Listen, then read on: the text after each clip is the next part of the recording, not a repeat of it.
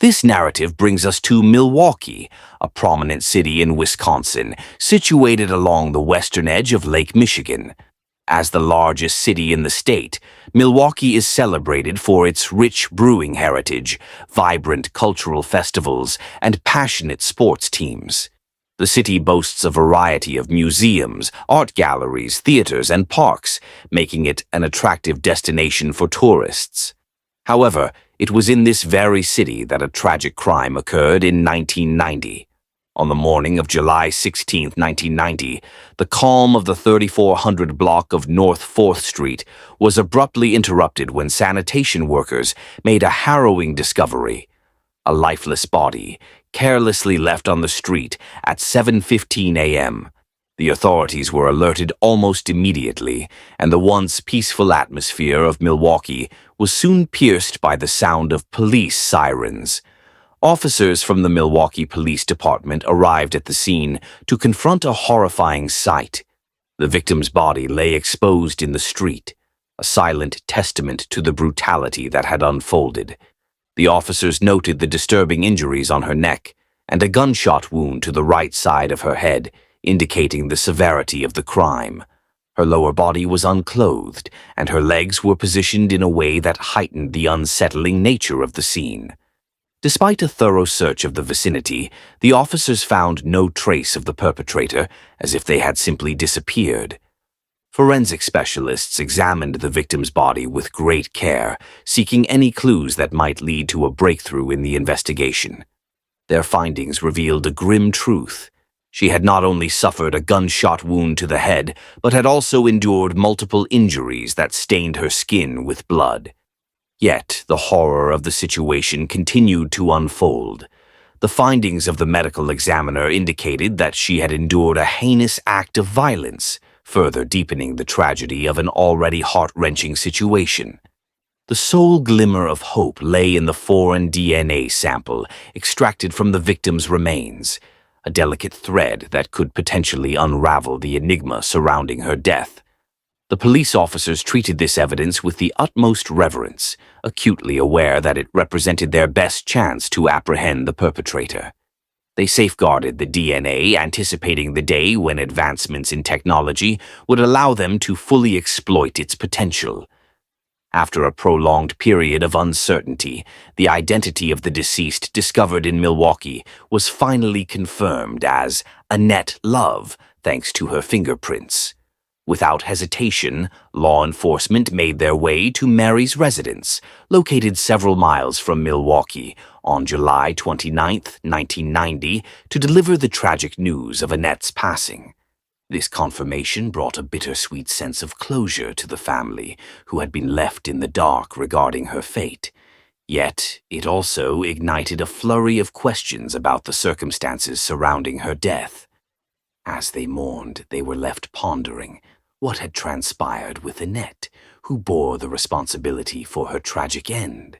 As the news of Annette Love's murder reverberated through Milwaukee, the city seemed to pause, collectively yearning for answers. With over 160 homicides recorded that year, the challenge facing law enforcement was formidable, yet their resolve to seek justice for Annette's family remained unwavering. They meticulously scrutinized every facet of her existence, from her relationships to her daily habits, in hopes of uncovering even the slightest clue that could illuminate this senseless crime. However, despite their exhaustive efforts, no clear connection or lead emerged to aid in solving Annette's case. In their relentless pursuit of justice for Annette Love, the detectives found themselves ensnared in a web of perplexing enigmas and fruitless leads. As the years slipped by, the investigation grew increasingly frigid, fading into the recesses of memory.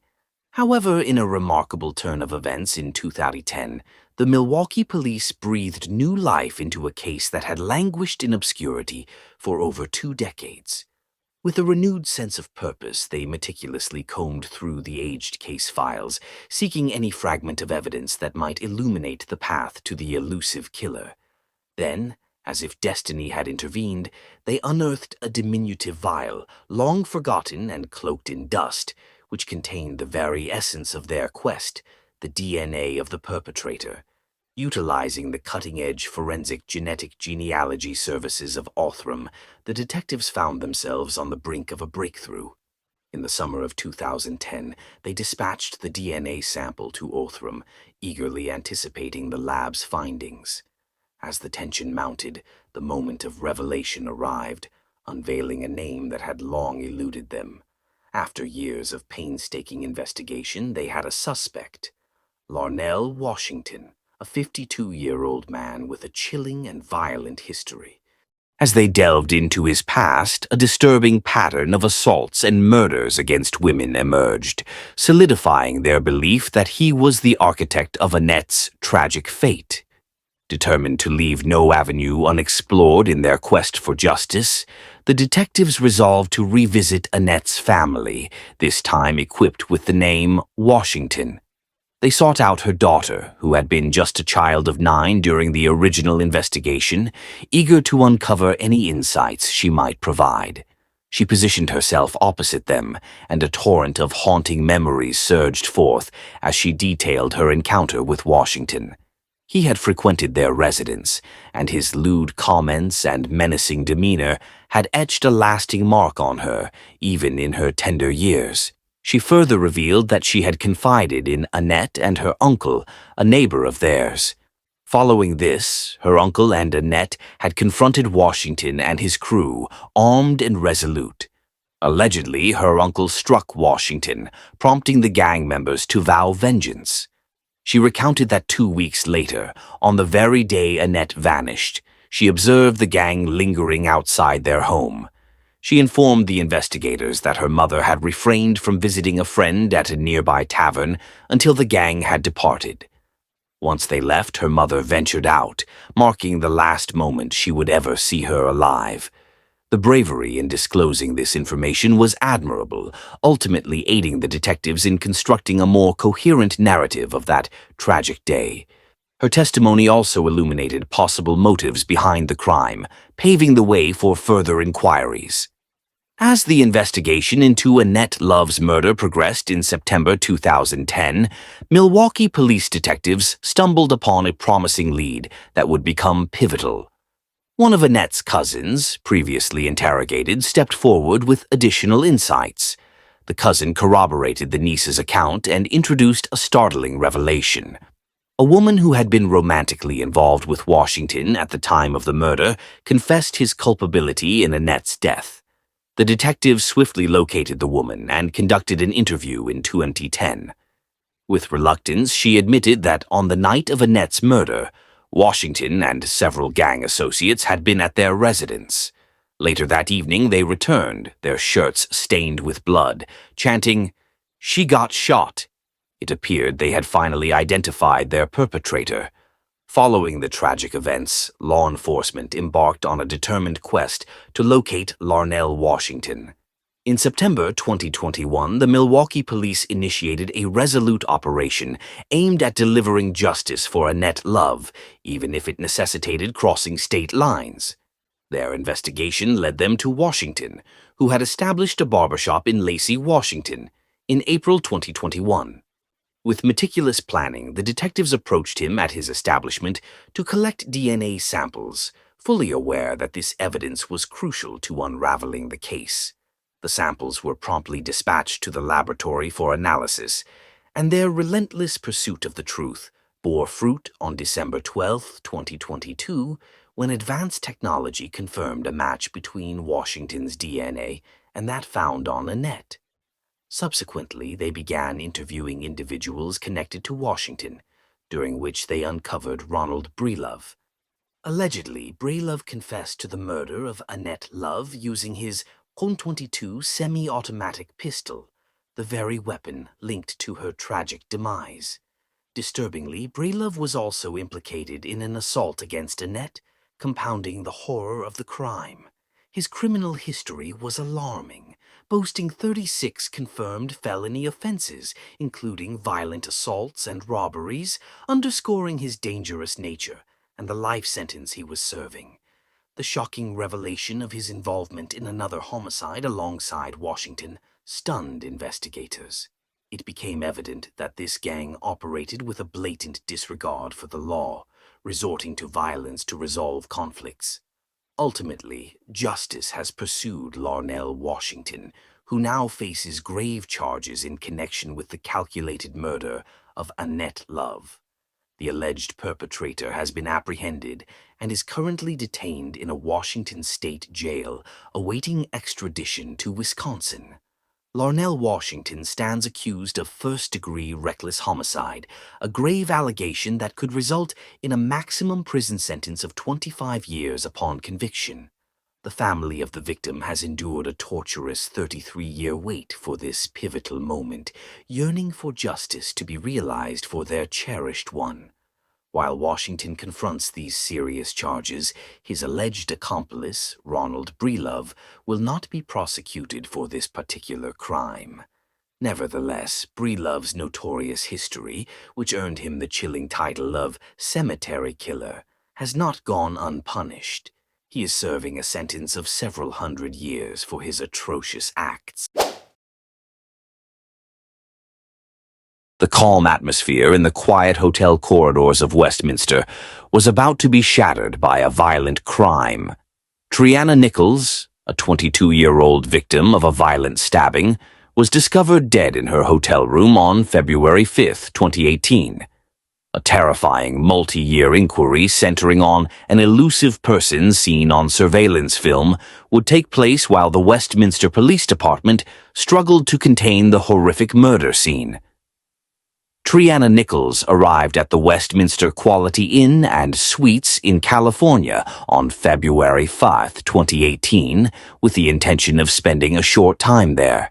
She had come to Westminster alone, intending to spend a short while settling into her accommodation before going about her day. She had no idea that an unidentified stranger would fatally ruin her evening.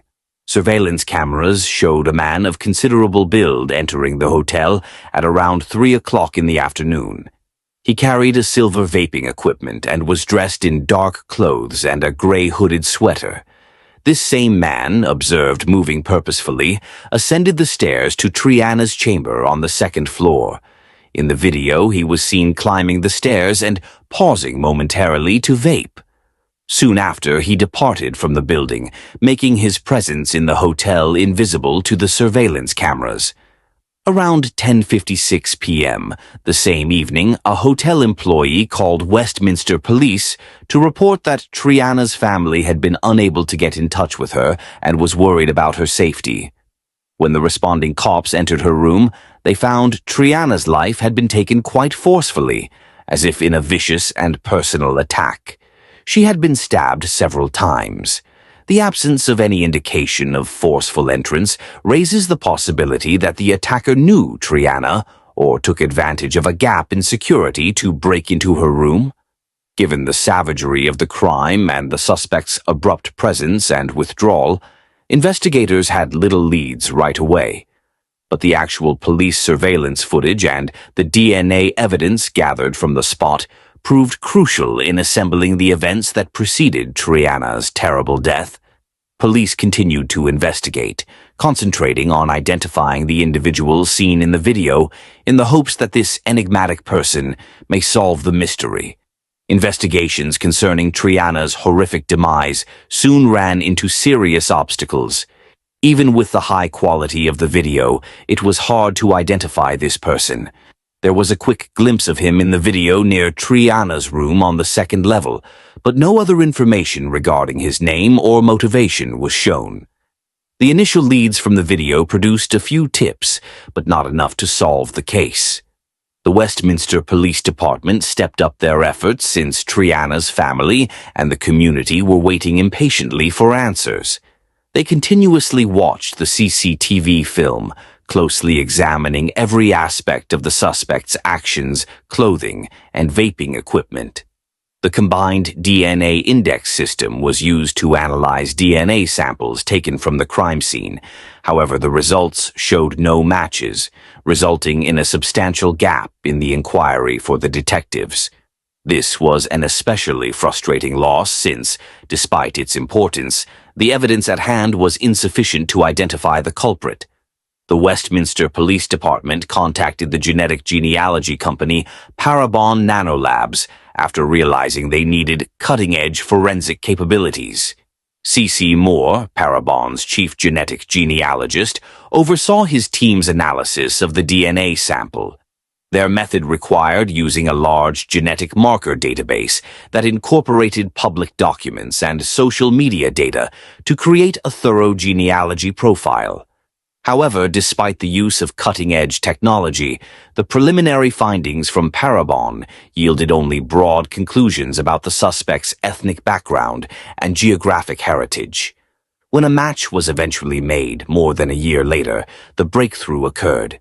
A critical DNA match revealed the suspect's identity as Westminster resident, 26-year-old Arian Vito Smith. Westminster police took immediate action when the match was verified. To verify Smith's involvement, they acquired search warrants and carried out surveillance on him. This painstaking phase of the inquiry was devoted to confirming that Smith was, in fact, the person seen on camera and establishing a link between him and the scene of the crime. Armed with a strong case and Parabon's DNA analysis results, the police took Smith into custody in May 2020. The Westminster Police Department and Parabon Nanolabs worked tirelessly for years before making the arrest.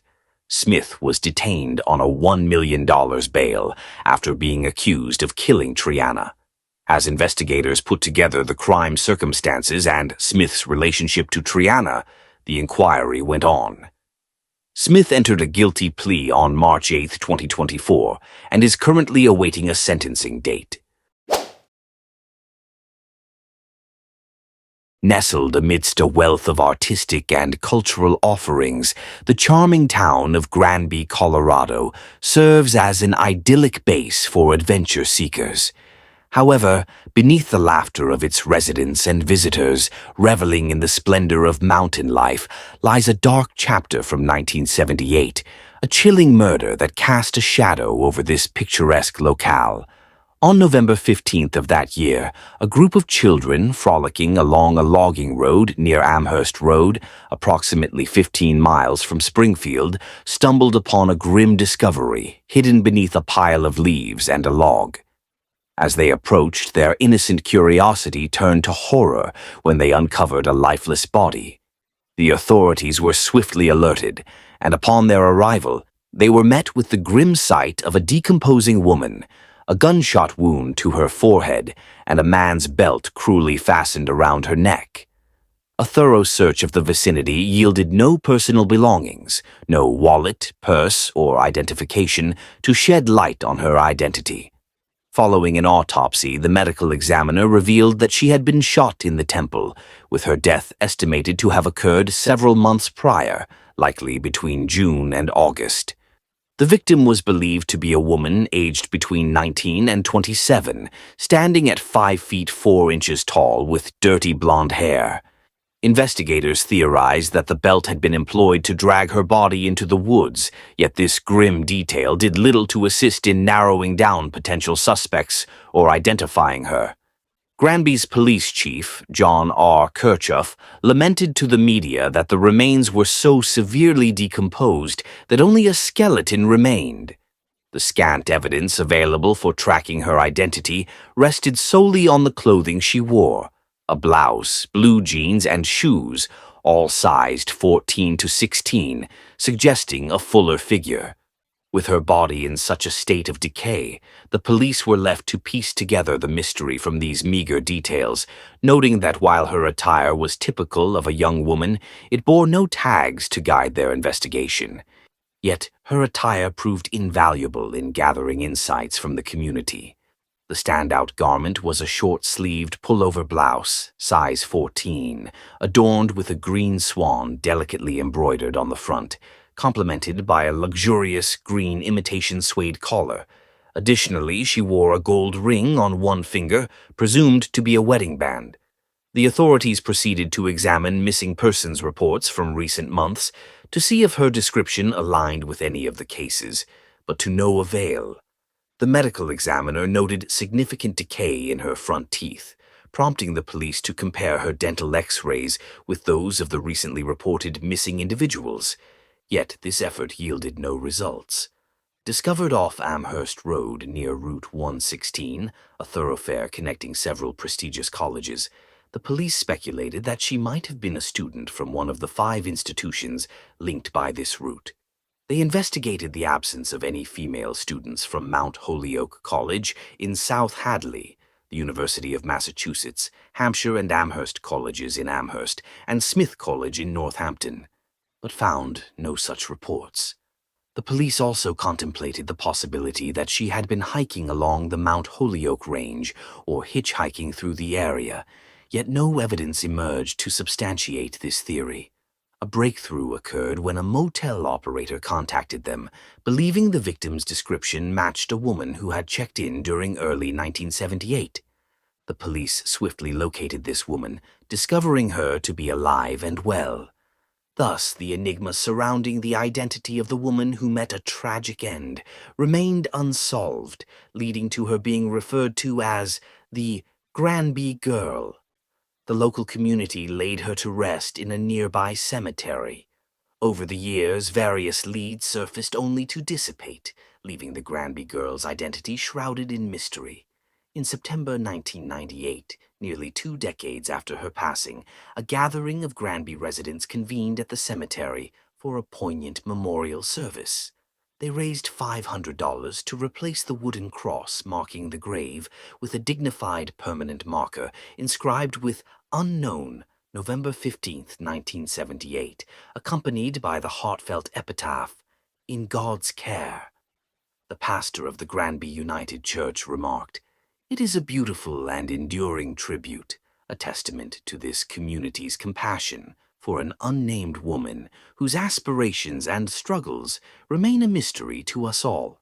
Fast forward to 2021, detectives sought the expertise of Othram Laboratories, a distinguished forensic genealogy firm based in Houston, Texas. Their efforts culminated in the successful creation of a DNA profile for the victim known as the Granby Girl. Upon cross-referencing with the national database, they were led to a woman in Maryland who revealed that her aunt had vanished in the 1970s and offered to share insights about her aunt's children. This led the police to the home of Matthew Dale, who recounted that his mother had gone missing in 1978 when he was merely 5 years old. The mention of the Granby Girl puzzled him, prompting him to wonder, what is the Granby Girl? The officers explained that a body had recently been exhumed, and they were eager to piece together the story. Matthew consented to provide his DNA, hoping to uncover the truth about his mother. Within hours, the results confirmed a parent-child relationship between him and the Granby Girl. At long last, he discovered that his mother was Patricia Ann Tucker, who had disappeared 43 years prior. Their final encounter took place in 1978, inside a car where Patricia, clad in a vest and accompanied by a stranger, bid farewell to her son, who sat in the back seat dressed in a turtleneck and long pants. She instructed him to head to the playground, a group home for juveniles located outside Boston, unaware that those would be the last words he would ever hear from her. In the ensuing years, his father took him under his wing, raising him single-handedly. The identity of the Granby Girl was officially confirmed as Patricia Ann Tucker on January 31, 2023. Born on July 28, 1950, Patricia experienced the institution of marriage multiple times, adopting the names Patricia Heckman and Patricia Dale throughout her life. Tragically, at the tender age of 28, she passed away in 1978, known then as Patricia Coleman. She had wed Gerald Coleman in 1977, merely a year prior to her untimely demise, and the couple resided along the picturesque eastern shore of Lake Pocatapog in East Hampton, Connecticut. Following her death, the family remained composed, believing she had associated with an unsavory crowd, with many speculating that she may have entered a witness protection program. Matthew Dale, Patricia's son, recounted growing up amidst a swirl of rumors regarding his mother, ultimately coming to terms with her death in his 30s. During a press conference, First Assistant Northwestern District Attorney Stephen Gagne remarked, "Othram, utilizing their advanced technology, which I cannot fully comprehend, successfully extracted a viable DNA sample from the remains we provided." He further emphasized that while the department was relieved to finally identify the victim, the pursuit of justice would continue until the perpetrator was apprehended. Although no leads had emerged regarding the murder, a strong suspect had been identified. At the time of her death in 1978, Patricia was married to Gerald Coleman, who notably failed to report her disappearance to the authorities, thus rendering him a person of interest in the ongoing investigation. Having already faced charges and convictions for sexual assault, battery, indecent assault, and assault with a dangerous weapon, Coleman passed away in prison in 1996. With no opportunity to interrogate him during his lifetime, law enforcement is now appealing to the public for any information that may shed light on this case. Matthew Dale expressed his profound gratitude to the detectives, stating, "I am truly thankful for your unwavering commitment to her. After 44 long years, I finally have some answers. It's a significant amount to absorb, but I hope this marks the beginning of my closure." His memories of Patricia were few, yet he cherished a solitary photograph, a lock of hair preserved by his mother, a lovingly crafted baby book, and a delicate tapestry she painted during his childhood. He further revealed, "The conclusion was tragic. My wish is to commission a new gravestone in her honor. She rightfully deserves to have her name etched upon it."